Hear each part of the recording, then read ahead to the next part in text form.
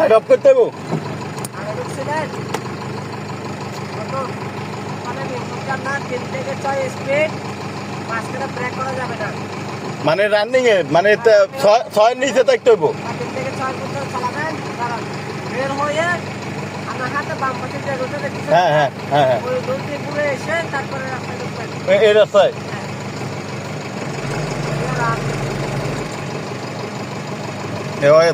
এই পানি দেখছেন কত সুন্দর করে বুঝাই দিয়েছে।